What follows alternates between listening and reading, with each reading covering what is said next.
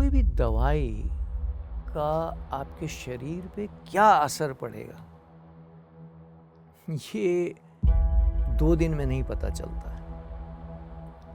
जब आप किसी से नफ़रत करने की भावना आती है तो आप देखेंगे यहाँ छाती में आपको गर्मी सी महसूस होने लग जाएगी या गर्दन के पीछे शुरू हो जाएगी। अगर आपको लगता है कि आपके पास बहुत सारी रिस्पॉन्सिबिलिटीज़ हैं और हैंडल नहीं कर पा रहे हैं, आपके शोल्डर्स में आ जाएंगी।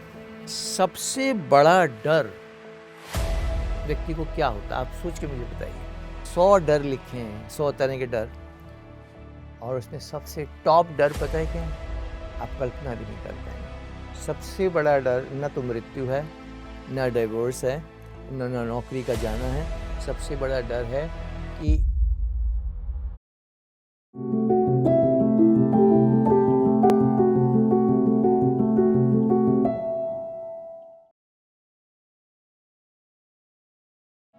एक 40 वर्षीय नौजवान, एक अच्छा खासा बिजनेस है, स्टार्टअप है, लाइफ अच्छी चल रही है, कम्युनिटी में, अपने समाज में अच्छा जाना जाता है, मगर एकाएक उसके जीवन में कुछ ऐसा होता है कि सिर्फ 1 साल के अंदर अंदर जो स्टार्टअप है वो फेल होने लगता है, कैश क्रंच होने लगता है उसमें, वाइफ के साथ डाइवोर्स हो जाता है, और सबसे भयावह चीज़ जो उसके जीवन में होती है उसे कैंसर हो जाता है। जीवन में कोई उम्मीद नजर नहीं आती, हर फ्रंट, हर मोर्चे पर हारा हुआ महसूस करता है। मगर जीवन की ये गाड़ी, कुछ ऐसा होता है कि जीवन की ये गाड़ी यू टर्न लेती है, और यू टर्न लेती है तो उसका वो जो स्टार्टअप है वो इतना तरक्की करता है, इतना फ्लरिश करता है कि यूएस में 150 रिटेल स्टोर खुलते हैं। डाइवोर्स हो चुका होता है, लेकिन एक अपने जीवन की नई पारी शुरू करता है एक महिला के साथ, और हैप्पीली एवर आफ्टर जीवन जीते हैं। और सबसे चमत्कारी चीज, अपना कैंसर खुद बिना दवाइयों के आयुर्वेदिक उपचार, मेडिटेशन और विजुअलाइजेशन टेक्निक से ठीक कर लेता है। ये इंसान कौन है? टॉम गिगैक्स, जिन्होंने आज की पुस्तक का फोरवर्ड लिखा है, और ये आज की पुस्तक है reverse your thoughts, reverse your diseases. ये उस सब्जेक्ट पे है, उस विषय पर जिस कारण टॉम गिगैक्स के जीवन में वो यू टर्न आया, जिसके बाद वो चमत्कारी परिवर्तन हुए। और पुस्तक के लेखक अनिल भटनागर जी का हम स्वागत करते हैं। धन्यवाद। धन्यवाद सर, सबसे पहले तो अगर reverse your thoughts, reverse your diseases, बीमारियों की बात हो रही है, हेल्थ की बात हो रही है, हल्का फुल्का बुखार भी होता है घर में मुझे, तो घर वाले कहते हैं, मैं मना करता हूँ कि मैं ठीक हो जाऊँगा, 2-3 दिन की बात है, वायरल हुआ है, सीज़न चेंज होता है, तो कहते हैं नहीं, तेरे को जो अपना करना है कर ले, मन बहलाने के लिए, दवाई तो ले ही ले, ठीक तो दवाई से ही होगा, तू कर ले मेडिटेशन, ठीक तो दवाई से ही होगा।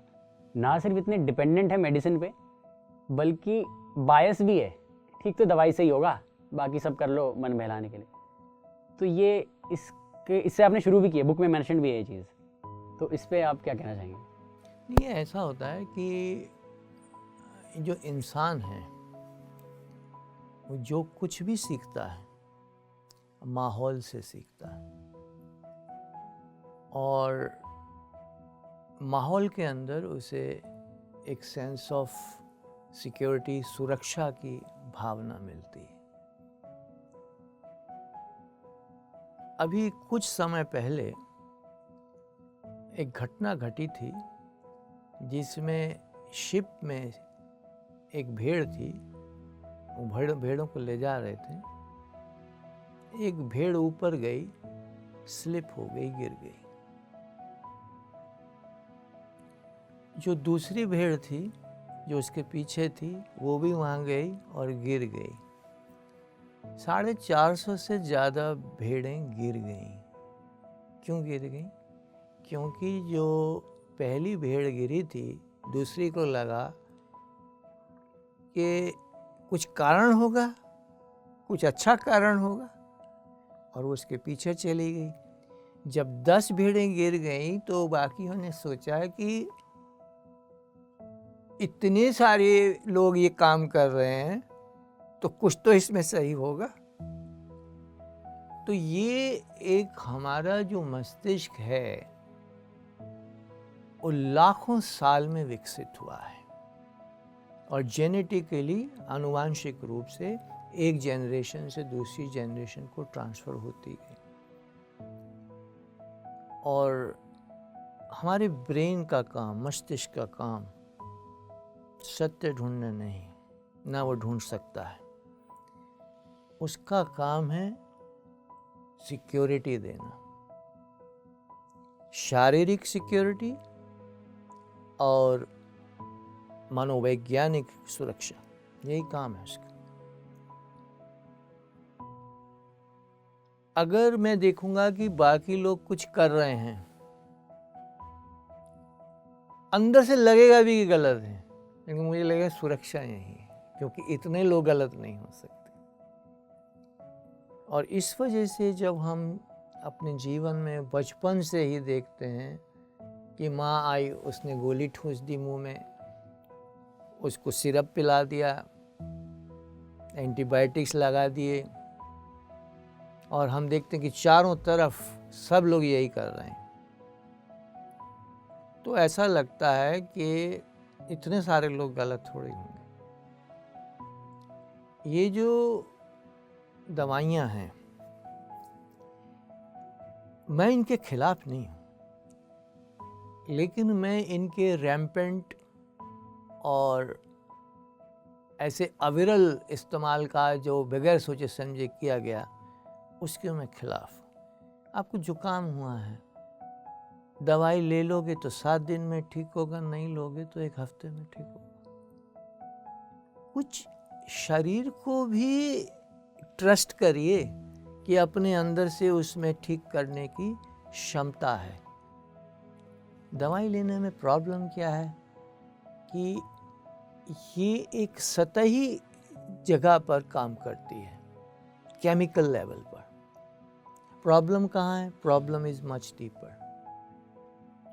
एल्बर्ट आइंस्टाइन का एक बहुत अच्छा कोट है जिसमें वो कहते हैं कि अगर समस्या एक लेवल पर है, उसी लेवल पर उसे ठीक नहीं किया जा सकता। You have to go to a little higher level. और हायर लेवल यहाँ क्या है? जहाँ से बीमारियाँ उत्पन्न हो रही हैं, जहाँ उनकी जड़ें हैं। एक दवाई को डेवलप करने में, उसका मॉलिक्यूल डेवलप करने में 10-12 साल लग जाते हैं। 4-5 लेवल्स पर उसकी टेस्टिंग होती है, बिलियंस ऑफ डॉलर्स लग जाते हैं। जो लोग इसमें काम कर रहे होते हैं वो मानसिक रूप से अटैच हो जाते हैं उसकी सक्सेस को लेके। बहुत सारा पैसा इन्वॉल्व होता है। दे डोंट वांट कि ये फेल हो। और ये जो बायस है वो अनजाने में उसके जो साइड इफ़ेक्ट्स हैं उनको इन्फॉर्म करने में असमर्थ हो जाती है। मर्क कंपनी ने एक दवा बनाई थी जो घुटनों के लिए थी, और इसके साइड इफ़ेक्ट्स थे। साइड इफ़ेक्ट हार्ट पे थे और एक यूजुअल ढंग से डेवलप हुई थी ये दवा। और इसके बाद खबरें आने लगी कि लोग जो इसका सेवन कर रहे हैं उन्हें हार्ट अटैक हो रहे हैं। अधिकतर लोग जिनके हार्ट अटैक हुए वो एजेड थे।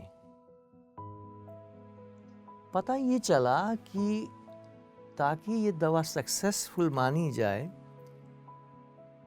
तो इसको टेस्ट किया गया यंग लोगों पे, जिनकी बहुत बड़ी तादाद थी। और तादाद ज़्यादा होगी तो हमें बड़ा कन्विंसिंग लगता है कि इतने लोगों पे किया गया और साइड इफ़ेक्ट नहीं हुए। साइड इफ़ेक्ट क्यों नहीं है? क्योंकि वो यंग लोग थे। और ये बात पता चली कनाडा में, एक कोई सरदार जी थे, उनको जब इस बारे में पता लगा तो उन्होंने इनकी कंपनी में फ़ोन किया कि मैं इसको अखबार में और सब जगह प्रचलित कर रहा हूँ, उनको डराया धमकाया गया, लालच दिया गया, बट वो रुके नहीं। फाइनली उस दवा को वापस बुलाना पड़ा। मैं नहीं कहता हूँ कि सब दवाएं ऐसी हैं, बट ये एक मिसाल दे रहा हूँ कि वी गेट बायस्ड, हम लोग बायस हो जाते हैं कि मैंने अपना सर्वस्व इसमें लगा दिया, बिलियंस ऑफ डॉलर लगा दिए, 12 साल लगा दिए, क्या मैं चाहूँगा कि ये फेल हो जाए? मैं उसको ऐसे डिफेंड करूँगा, ऐसा बचाव करूँगा जैसा माँ अपने बच्चे की करती, चाहे मुझे उसके लिए झूठ बोलना पड़े, गलत बोलना पड़े।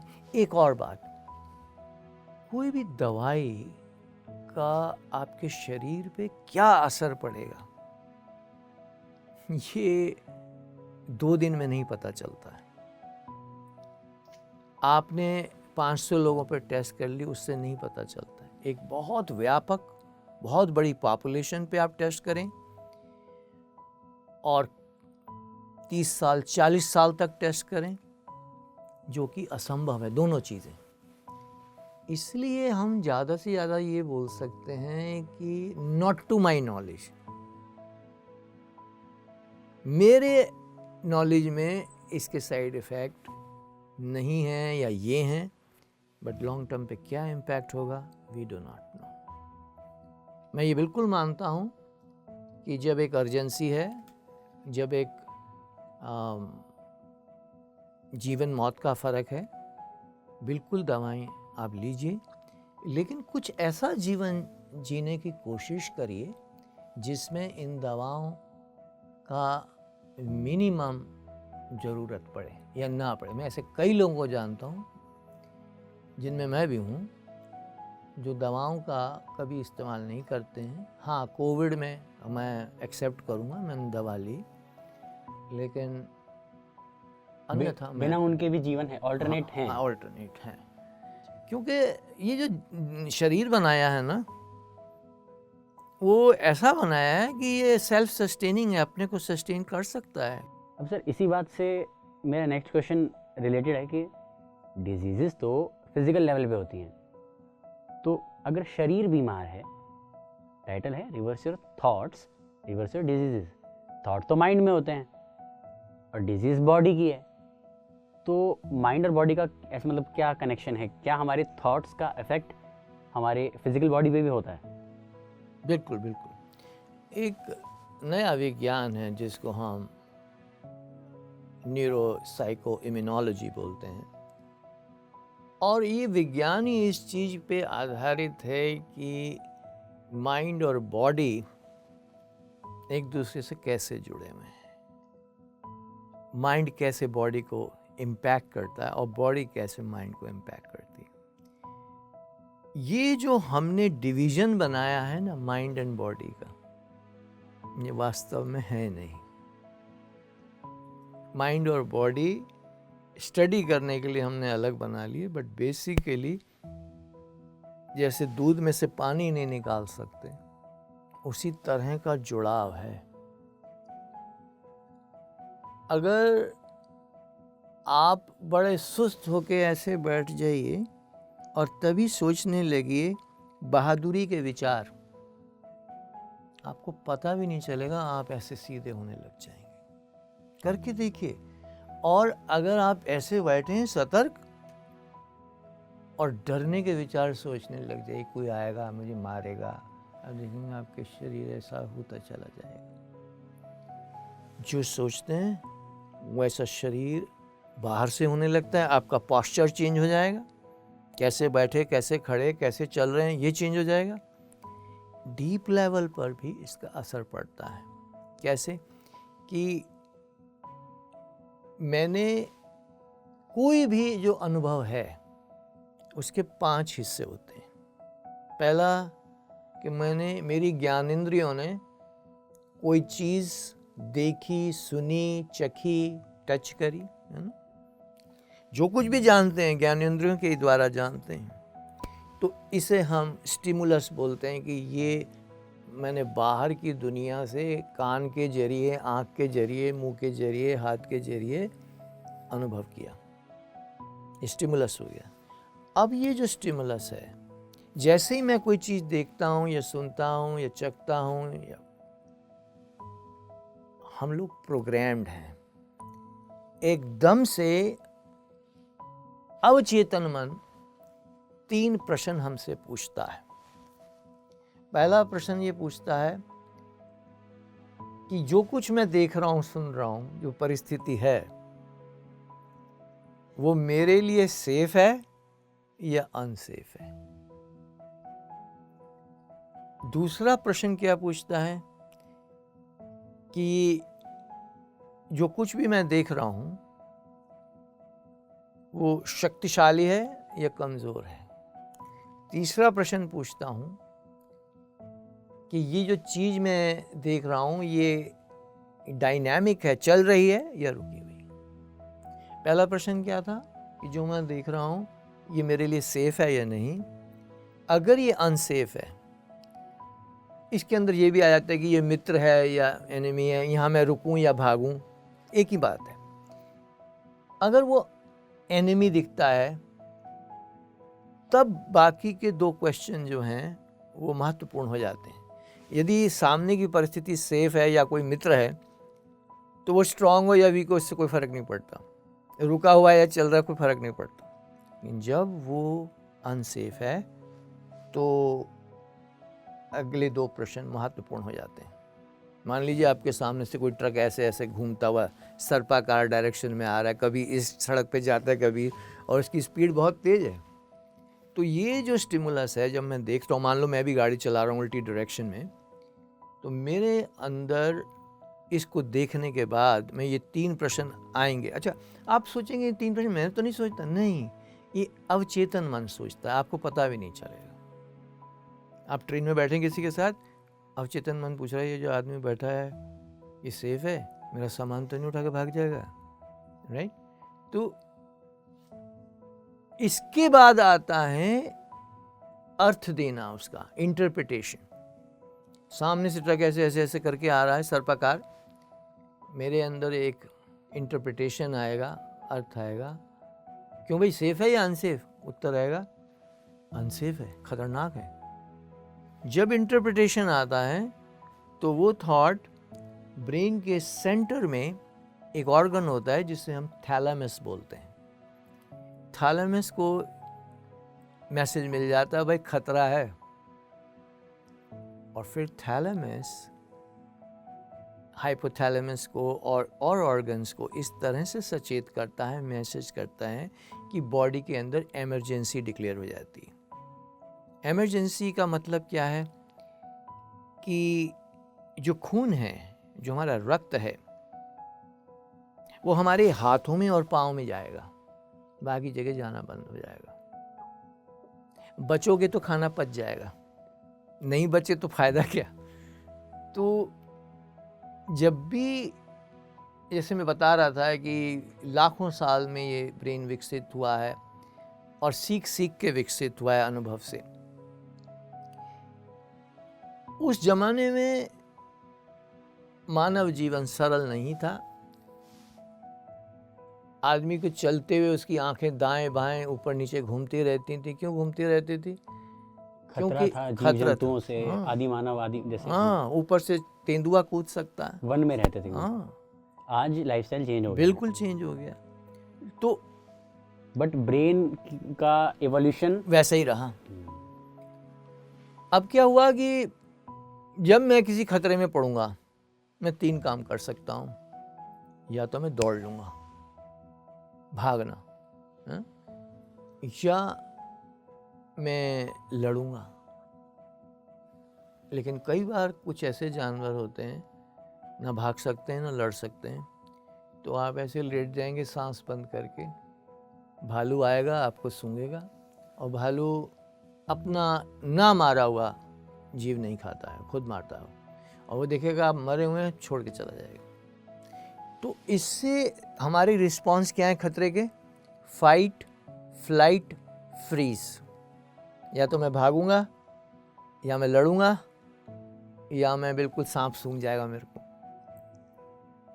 तो जब मैं ये ऐसा ट्रक देख रहा हूं सामने और इंटरप्रिटेशन है खतरनाक की, तो मेरा जो नेक्स्ट है, ये सारी जो मैसेजेस हैं मेरे को इंटरप्रिटेशन के बाद जा रहे हैं, ये मेरी बॉडी में ऐसे केमिकल्स प्रोड्यूस करते हैं, एपिनेफ्राइन, कॉर्टिसोल, न्यूरोएपिनेफ्राइन, तो नॉरएपिनेफ्राइन, ये सारी चीज़ें जो हैं मेरे शरीर के अंदर इमरजेंसी डिक्लेयर कर देती हैं, पेट में खाना जाना बंद, आपका डाइजेशन नहीं हो पाएगा, सारा हाथ पाँव में चला जाएगा, क्योंकि फाइट करना है या फ्लाइट करना।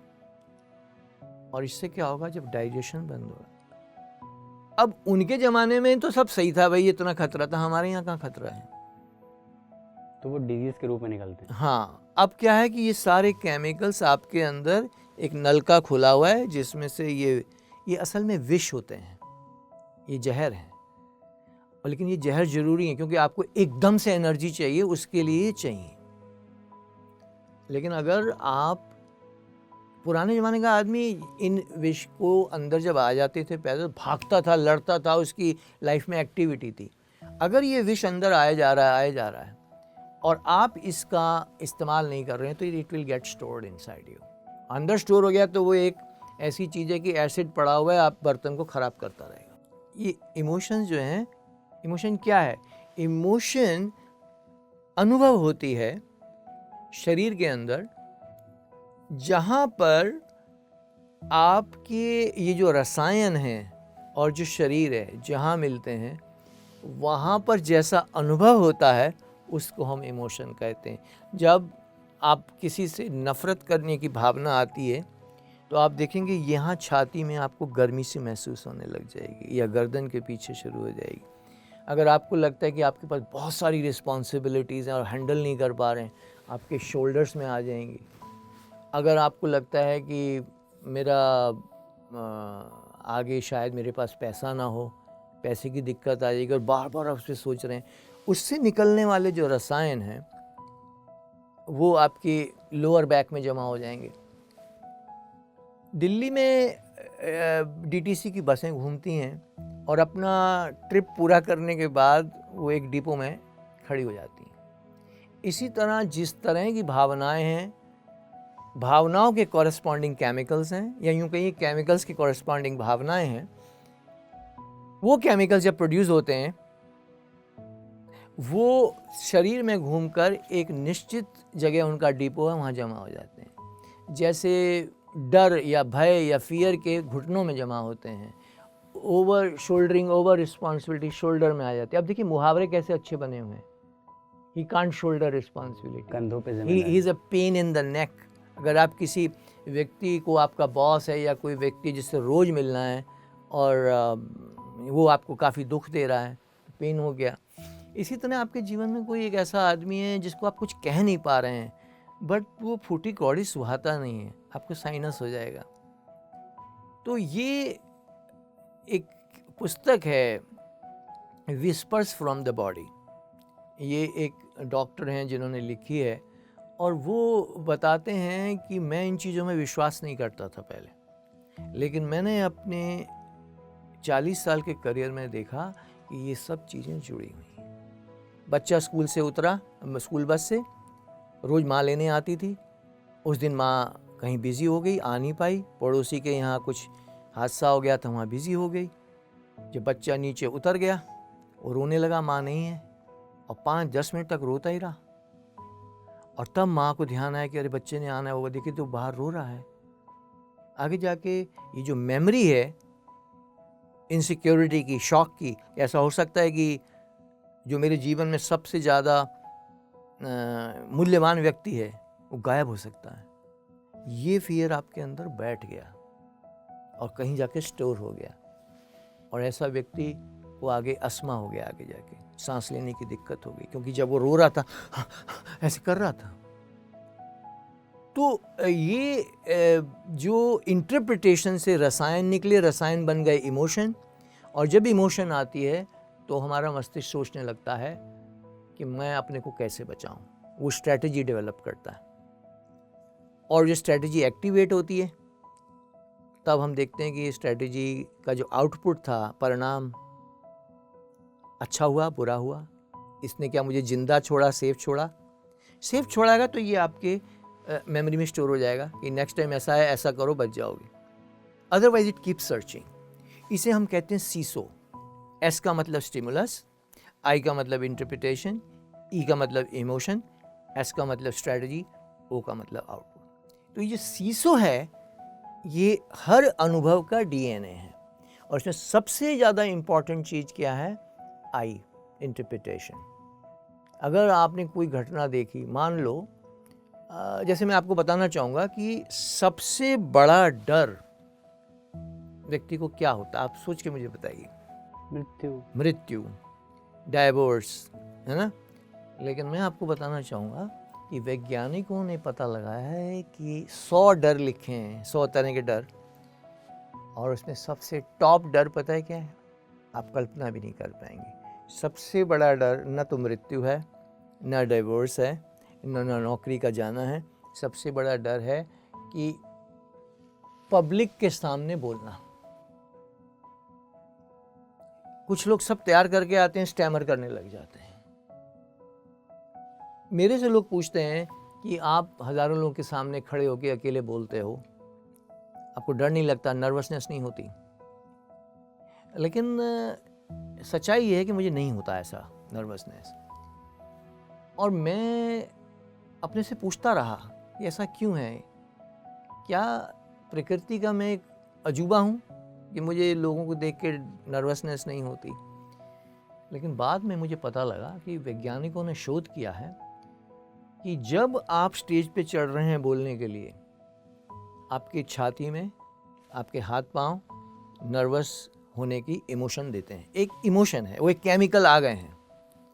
जब आपको ऐसा अनुभव हो तो आप दो काम कर सकते हैं। पहला कि मेरा तो सब घबराहट हो रही, कैसे करूँगा, ऐसा कर सकते हैं, है? लेकिन वो कहते हैं ऐसे समय में ये मत बोलिए कि मैं नर्वस हूँ, मैं घबरा रहा हूँ। आप जोर से अपने अंदर ही बोलिए आई एम एक्साइटेड। आपने इंटरप्रिटेशन क्या किया?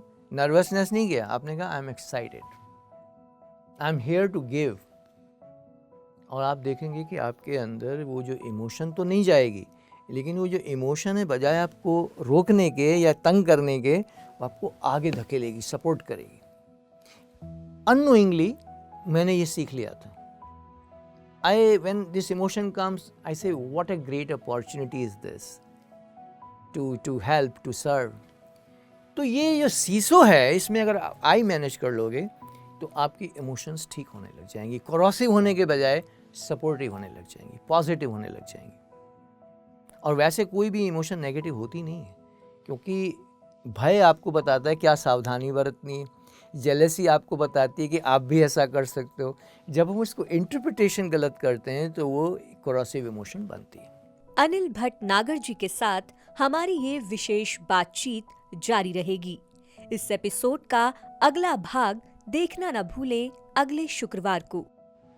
अफर्मेशंस क्या होती हैं, सिंप्लीफाई अब एक बार डिफाइन कर देंगे हमारे दर्शकों के लिए, और उनका इस्तेमाल हम कॉन्शियसली कैसे कर सकते हैं? देखिए, हम दिन में एक आम आदमी 55,000 विचार सोचता है। इसमें से 95% विचार वही होते हैं जो कल सोचे थे, परसों सोचे थे, पिछले साल सोचे थे, उसकी आदत बन गई। PMC हिंदी बदले जीवन।